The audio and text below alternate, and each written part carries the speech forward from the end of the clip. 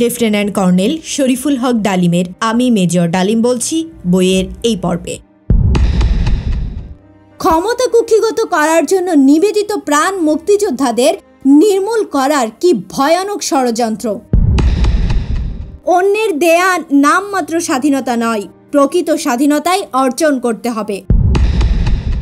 নেতাকে অনেক বোঝানোর পরেও তিনি আন্ডারগ্রাউন্ডে যেতে রাজি হলেন না। গত কয়েকদিন যাবৎ মনে যে সমস্ত প্রশ্নগুলো দেখা দিয়েছিল সেগুলোর অনেকগুলোরই জবাব পেয়ে গেলাম। জান বাজি রেখে যারা মুক্তিযুদ্ধে ঝাঁপিয়ে পড়েছেন, অকাতরে প্রাণ দিতে কুণ্ঠিত হচ্ছেন না যারা, তাদের প্রতি কি অবিশ্বাস। ক্ষমতা কুক্ষিগত করার জন্য নিবেদিত প্রাণ মুক্তিযোদ্ধাদের নির্মূল করার কি ভয়ানক ষড়যন্ত্র।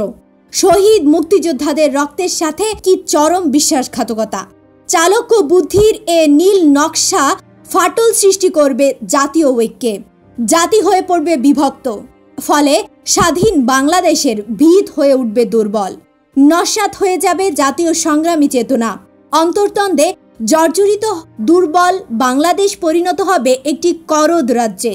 নাম সর্বস্ব বাংলাদেশের খোলসে অর্থহীন হয়ে পড়বে স্বাধীনতা। 8 কোটি বাংলাদেশের মুক্তির আকাঙ্ক্ষার পথ হারাবে বিশ্বাসঘাতকতার চোরাবালিতে। একই সাথে নির্মূল করা হবে ভারতের বিভিন্ন জাতিসত্তার স্বাধীনতার সংগ্রামগুলোকেও। মন বিদ্রোহ করে উঠল, এ চক্রান্তের অংশীদার হতে পারবো না। প্রতিরোধ গড়ে তুলতে হবে এ নীল নকশার বিরুদ্ধে। যুদ্ধক্ষেত্র গিয়ে বুঝিয়ে বলতে হবে সহযোদ্ধাদের।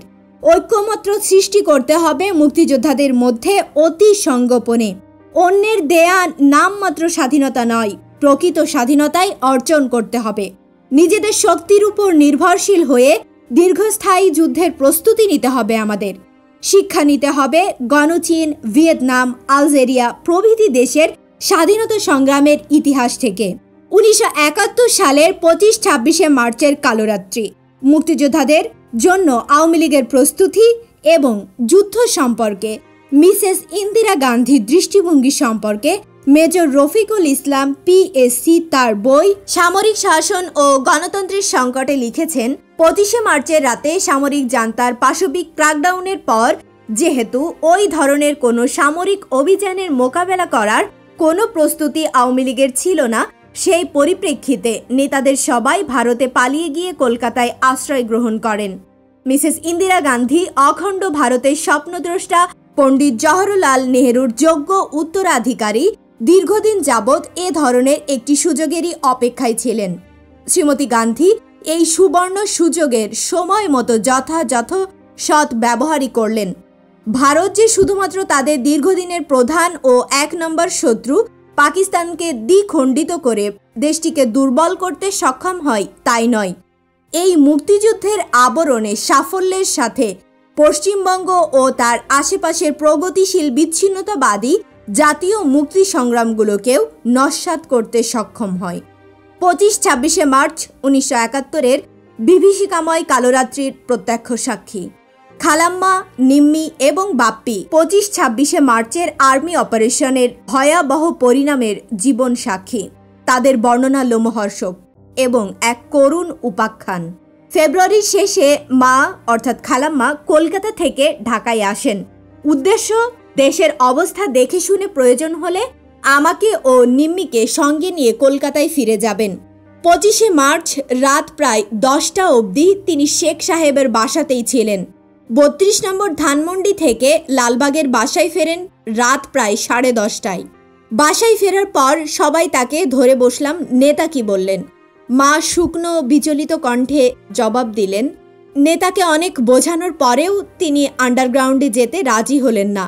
পার্টির নেতাকর্মীরা, ছাত্র নেতারা, অন্যান্য অনেকেই আসন্ন সামরিক অভিযান সম্পর্কে শেখ মুজিবকে সতর্ক করে দিয়ে অনুরোধ জানিয়েছিলেন, পাক বাহিনী যদি জনগণের উপর ঝাঁপিয়েই পড়ে তখন জনগণের পাশে থেকে প্রতিরোধ সংগ্রামে তিনি তাদের নেতৃত্ব দেবেন, সেটাই তাদের প্রত্যাশা।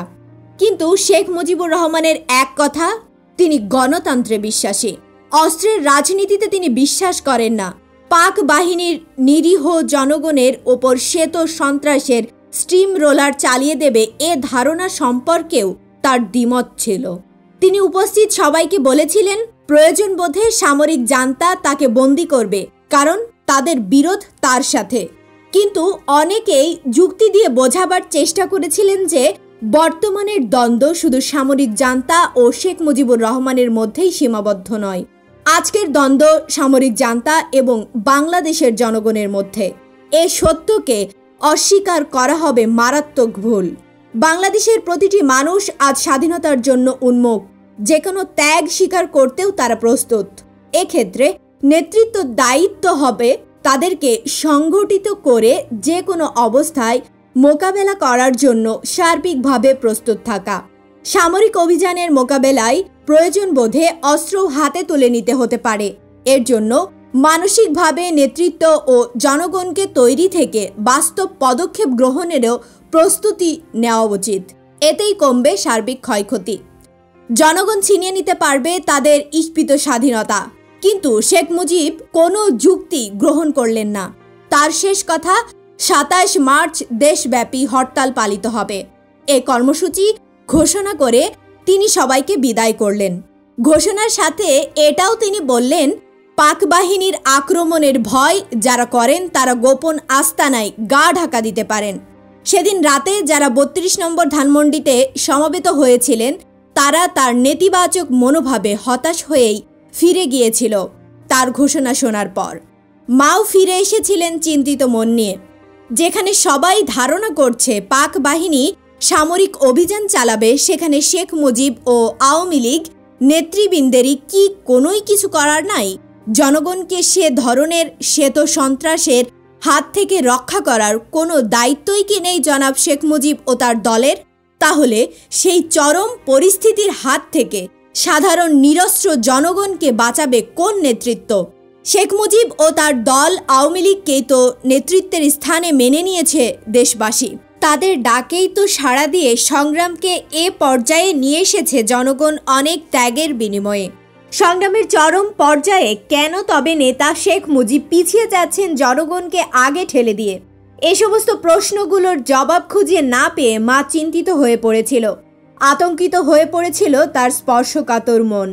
সচেতন বিবেক তার কিছুতেই মেনে নিতে পারছিল না নেতার এ ধরনের নেতিবাচক সিদ্ধান্ত। সব বৃত্তান্ত শুনে আমরা সবাই হতবাক। এটাই যদি শেষ সিদ্ধান্ত হয়ে থাকে তবে আর কি করার আছে?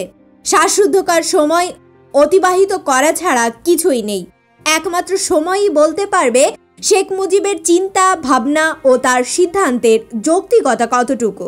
মায়ের সিদ্ধান্ত অনুযায়ী আজ রাতটা সবাই জেগেই কাটাবো ঠিক হলো। বাবন ও আমি খাবার পর কিছুক্ষণের জন্য বাইরে বের হলাম অবস্থা বুঝে আসার জন্য।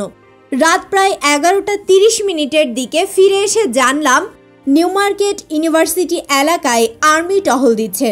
রেডিও স্টেশনেও কড়া আর্মি নিরাপত্তা বহাল করা হয়েছে। সমস্ত শহর ছেয়ে গেছে আর্মিতে। রাত বেশ গভীর। হঠাৎ শুনলাম ঘর ঘর শব্দ করে কিছু একটা এগিয়ে আসছে বলে মনে হলো। শব্দটা ভালো করে শুনে আমি বললাম, শহরের ট্যাঙ্ক নামানো হয়েছে। ওই বিকট ঘর ঘর শব্দটা ট্যাঙ্ক চলার শব্দ। শহরে এত রাতে ট্যাঙ্ক কেন? এক অজানা আশঙ্কায় সবার চোখ মুখ শুকিয়ে গেল। দেয়াল ঘড়িটাতে সময় এগিয়ে চলছে টিকটিক। রাত প্রায় 12টা। আচমকা রাতের নিস্তব্ধতা ভেঙে গর্জে উঠল কামান, mortar, tank, machine gun, recoilless rifle. কেঁপে উঠল গোটা ঢাকা শহর। জানালার কয়েকটি কাঁচ ভেঙে চুরমার হয়ে গেল ভূকম্পনে। ঘটনার আকস্মিকতায় সবাই হুমড়ি খেয়ে পড়লাম ঘরের মেঝেতে। আমি তড়িৎ গতিতে ঘরের আলো নিভিয়ে দিলাম। সব রকম অস্ত্র নিয়ে পাক বাহিনী ঝাঁপিয়ে পড়েছে ঘুমন্ত বাঙালি জাতির ওপর। গোলাগুলির আওয়াজ আসছে সব দিক থেকেই। হামাগুড়ি দিয়ে এগিয়ে গিয়ে জানালার ফাঁক দিয়ে বাইরে তাকালাম। সমস্ত আকাশ ফ্লেয়ার ও ট্রেসারের আলোতে উদ্ভাসিত। আগুনের ফুলকির মতো ছুটে চলেছে অগণিত tracer bullet. Azimpur, new market, Pilkhana, university এলাকায় দাউ দাউ করে আগুন জ্বলছে। আকাশে পেঁচিয়ে উঠে যাচ্ছে কালো ধোঁয়ার কুণ্ডলী। অল্পক্ষণ পরে আকাশ বাতাস বিদীর্ণ করে শোনা গেল মানুষের মর কান্না, আহতদের আর্তনাদ। আবাল বৃদ্ধ বনিতার মৃত্যু যন্ত্রণার হাহাকার পরিষ্কার শোনা যাচ্ছিল। সে তো সন্ত্রাসের পাশবিক তাণ্ডব লীলায় কিংকর্তব্য বিমূঢ় হয়ে একে অপরকে জড়িয়ে ধরে মাটিতে পড়ে থাকলাম সবাই। এভাবে কেটে গেল রাত। সকাল হলো। পোড়া বারুদের গন্ধে বাতাস ভারী হয়ে আছে। রেডিও খুললেই শোনা গেল বিশেষ জরুরি ঘোষণা, গতকাল মধ্যরাত থেকে কারফিউ জারি করা হয়েছে। জনগণকে বাইরে বেরোতে মানা করা হচ্ছে। জাতীয় স্বার্থবিরোধী কার্যকলাপের সাথে না জড়ানোর জন্য হুঁশিয়ার করে দেয়া হচ্ছে সবাইকে। কারফিউ জারি করা হয়েছে অনির্দিষ্টকালের জন্য। কিছুই করার নেই। শেখ মুজিব ও তার দলের চিন্তা ভাবনা ভুল প্রমাণিত হলো। আমরা সবাই নেতার কথাই ভাবছিলাম। ক্ষণিকের জন্য মনে ভেসে উঠছিল তার চেহারাটা। নেতা কি অবস্থায় আছেন? আওয়ামী লীগের অন্যান্য নেতৃবৃন্দই বা কোথায়? কারফিউ চলছে, বেরোবারও তো কোনো উপায় নাই। বাসায় জানালা দরজা বন্ধ করে পুরো ২৬শে মার্চ সবাই অন্তরীণ হয়ে থাকলাম। সন্ধ্যার পর আবার গোলাগুলি, আর্তনাদ, মিলিটারি বহনকারী যানবাহন চলার শব্দ, ভারী বুটের আওয়াজ রাস্তায়। নিশ্চুপ হয়ে আলো নিভিয়ে ভীত সন্ত্রস্ত হয়ে দোয়া কালাম পড়তে থাকলেন সবাই। অত্যন্ত অসহায় অবস্থা। যে কোনো মুহূর্তে দরজা ভেঙে বাড়িতে ঢুকতে পারে জল্লাদ বাহিনী। শুরু হতে পারে লুটতরাজ, মারপিট, ধর্ষণ। বাড়ির সবচেয়ে নিরাপদ স্থানে লুকিয়েছিলাম আমি, বাবুন, মুন্নি, নুন্নি এবং মাও। মেয়েদের সবাইকে ছাদে পানির ট্যাঙ্কে লুকিয়ে রাখা হলো। চরম যে কোনো অঘটন ঘটার প্রতীক্ষায় অসহায় চেতনাহীন অবস্থায় বসে রইলেন মুরব্বীরা। সময় কাটছিল না কিছুতেই। ভোর হলো এক সময়। সূর্যের আলোয় প্রাণ ফিরে পেল। জীবন্ত হয়ে উঠলাম সবাই। রেডিও খুলতেই শোনা গেল ঘোষণা, সরকার কিছু সময়ের জন্য কারফিউ তুলে নিয়েছে সাধারণ জনগণের সুবিধার্থে। ঘর থেকে সামনে বেরিয়ে এলাম। ৫ থেকে ৬ জন ইপিআর এবং বাঙালি সৈনিকদের ছোট একটি দল। দলটি ছুটে আসছে দেখতে পেলাম।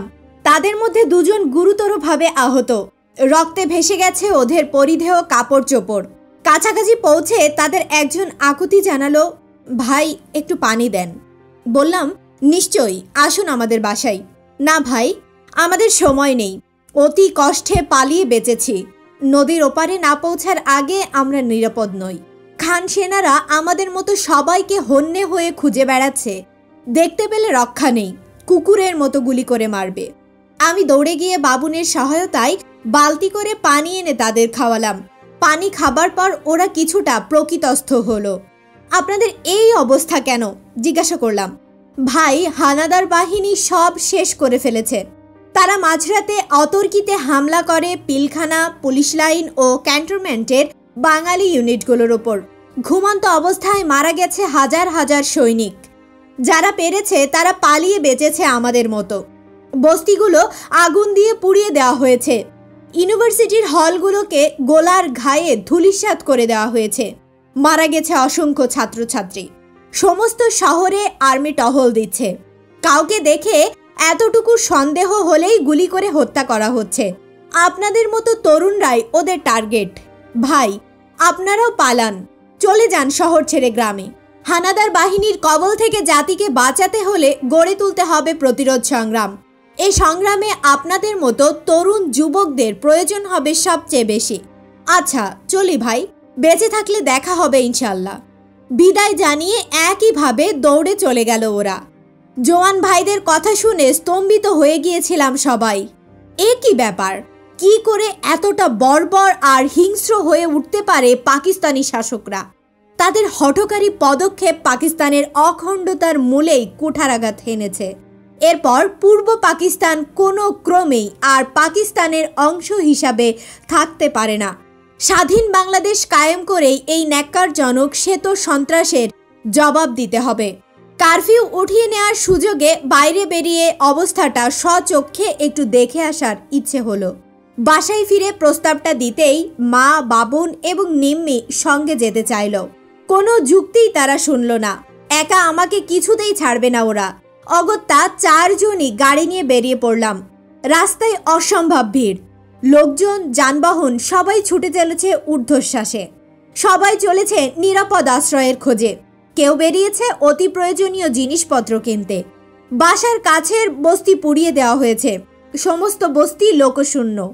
নিউ মার্কেটের পাশে কাটাবন নীলক্ষেত বস্তিরও একই অবস্থা। সমস্ত পিলখানা আর্মি ঘিরে রেখেছে। প্রতিটি রাস্তায় মেশিন গান ফিট করা খান সেনা বহনকারী ট্রাকগুলো টহল দিচ্ছে। রাস্তার স্ট্র্যাটেজিক পজিশনে ট্যাঙ্ক মোতায়েন করা হয়েছে।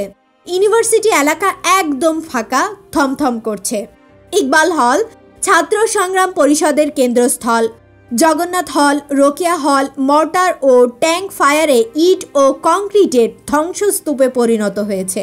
হলগুলোর মাঠে বুলডোজার দিয়ে গণকবর খুঁড়ে পুঁতে দেওয়া হয়েছে মৃত ব্যক্তিদের লাশগুলো। রোকেয়া হলের কাছে এ ধরনের একটি গণকবরে তাড়াহুড়া করে পুঁতে রাখা একটি লাশের দুটো পা বেরিয়ে রয়েছে দেখতে পেলাম। দেখে আটকে উঠলাম সবাই। মিলিটারি গাড়িগুলো থেকে খান সেনারা অদ্ভুত দৃষ্টিতে তাকিয়ে দেখছিল আমাদের। হঠাৎ মার খেয়াল হলো এভাবে ঘোরাফেরা করাটা মোটেও নিরাপদ নয়। Basabo Rampura TV station, Kamalapur rail station, radio station ঘিরে রেখেছে শত শত আর্মি। কালো পোশাক পরিহিত মিলিশিয়া বাহিনীকেও নামানো হয়েছে। সব জায়গায় বস্তিগুলো পুড়িয়ে দেয়া হয়েছে 2 রাতের মধ্যেই। মালিবাগে তোদের বাসায় সবার খবর নিতে গেলাম। আমাদেরকে দেখে চাচা অবাক হয়ে গেলেন। ভীষণ রেগে গিয়ে মাকে বললেন, কোন সাহসে বেরিয়েছেন আপনারা? এক্ষুনি ফিরে যান। যত তাড়াতাড়ি সম্ভব বাসা ছেড়ে চলে যান নদী পার হয়ে। আমরাও সরে পড়ছি। ঢাকা শহর মোটেই নিরাপদ নয়। বইটির ধারাবাহিক অডিও বুক শুনতে চ্যানেলটি সাবস্ক্রাইব করে সাথে থাকুন। ভালো থাকবেন।